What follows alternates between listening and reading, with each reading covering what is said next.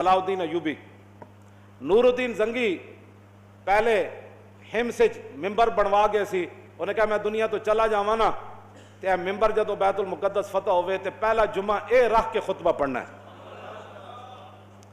صلاح الدین ایوبی نے فتح کر لیا، ممبر ہمس تو منگا لیا، بڑے اہتمام نہ تے بڑے سج دھجنا ممبر فوج لین گئی، وہ ممبر لے آئے، پتہ نہیں کتنے سال لگے وہ ممبر بنان ہوتے، وہ ممبر بچ گیا۔ محی الدین بن زکی نو صلاح الدین ایوبی حکم دیتا کہ آج خطبہ تسی دینا ہے، آج خطبہ تسی دینا ہے۔ اور اس تو پہلے جدو آزانہ ہوئیاں تو پھر کی ہویا، صلاح الدین ایوبی اپنی پوری سلطنت جو وڈے وڈے قاری منگائے جڑے سونیاں، اذان تے ویسی سونی ہوندی، مراد ہے کہ جنہ دی آوازاں بڑیاں دھڑلے دیاں سن، انہاں کیا بھائی سارے بیت المقدس تے کونے کھڑے ہو کے اللہ اکبر اذانہ دیو۔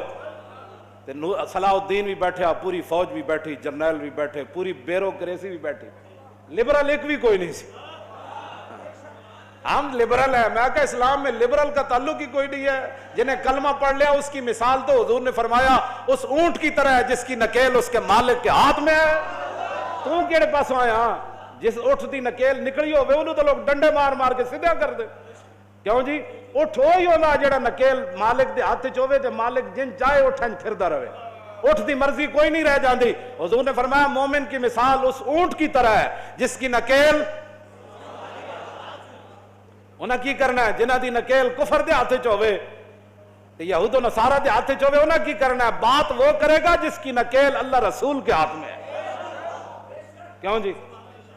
اور جدو آزانہ ہوئیاں تو مولانا منظر کی سی اتھے، منظر سنو ذرا کی سی، صلاح الدین ایوبی کیا آزانہ پڑھو بھائی سارے قاری، سارے بہ گئے پہلیاں صفحہ چاہ گئے۔ صلاح الدین ایوبی پہلی باری نواں سوٹ پایا، پہلے تو نہیں سی پاندن، انہیں کہا آج میں صرف اسلام دی خوشنودی واسطے پا رہا، صرف کہا میں نے سوٹاں دی لوڑ نہیں نویں دی، لیکن آج میں نواں پا رہا دنیا نو دسن واسطے کہ اسلام اپنی پاور رکھدا۔ وہ دن صلاح الدین ایوبی بھی نواں جبہ پایا، تو کہو جو منظر ہونا مولانا، آج پھر صلاح الدین ایوبی کا منتظر ہے بیت المقدس، صدیوں بعد بھی صلاح الدین ایوبی کا منتظر ہے کہ وہ جبہ پہن کر کب آئے گا نیا اور کب فتح ہوگا بیت المقدس۔ جب بیٹھ اذانہ ہوئیاں تو قادت القلوب تطیر من الفرح، حافظ ابن کثیر نے لکھا جدو اذانہ ہوئیاں نا تے لکھاں دا مجمع سی، تے جدو قاریاں نے کہا اللہ اکبر اللہ اکبر تے قریب سی کہ لکھاں دے مجمع دیاں روحاں بھی نکل کے پرواز کر جاندے، اے خوشی سی انہاں۔ لو جی جدو اذانہ ہو گئیاں تے اتھے تقریر اردو تے ہوندی نہیں سی نا، خطبہ تے عربی چی ہونا سی، تے محی الدین بن زکی جڑا خطبہ پڑھا او سنو ذرا تس۔ الحمدللہ معز الاسلام بنصرہ ومذل الشرک بقہرہ ومصرف الامور بامرہ ومدیم النعم بشکرہ ومستدرج الکافرین بمکرہ الذی قدر الایام دولا بعدلہ وجعل العاقبۃ للمتقین بفضلہ وافاض علی العباد من ذلہ وعطلہ الذی اظہر دینہ علی الدین کلہ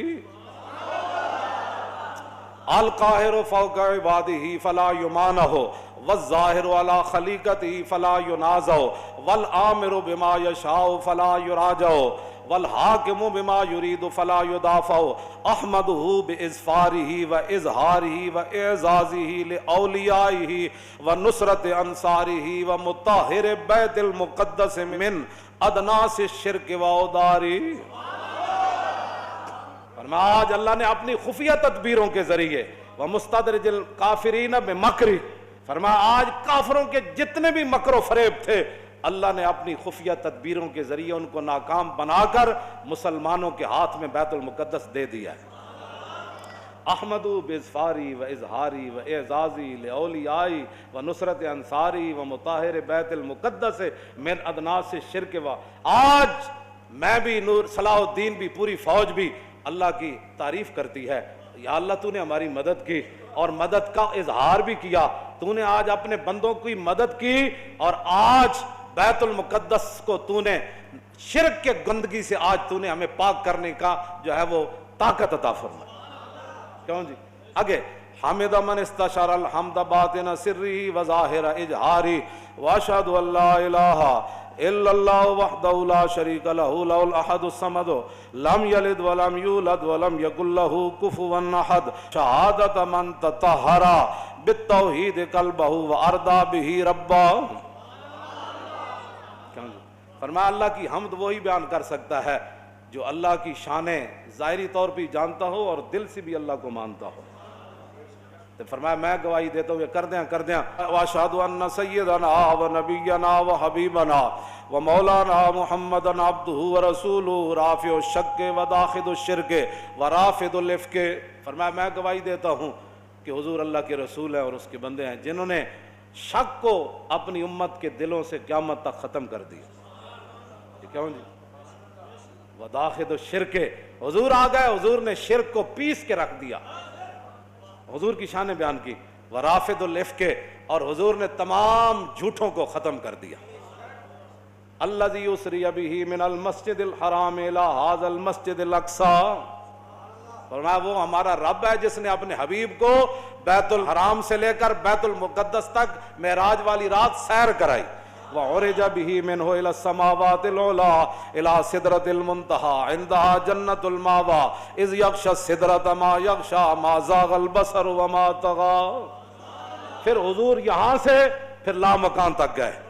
یہ سارا حضور کی شان بیان کی، معراج بیان کی. محی الدین بن زکی، ہاں جی، شیخ الاسلام والمسلمین، اس وقت جو تھے پوری امت کے مسلمانوں کے اور اسلام کے جو بڑے تھے، آخر میں صلی اللہ علیہ اپنا حضور کا غلام ہونا بھی بیان کیا کہ میں دوگلے موگلا نہیں تھا. صلاح الدین ایوبی، یہ بھی ٹھیک وہ بھی ٹھیک. صلاح الدین ایوبی جو اس کا خطیب ہے، وہ خطبہ، اس کا خطبہ بتا رہا ہے نا، وہ کون تھا؟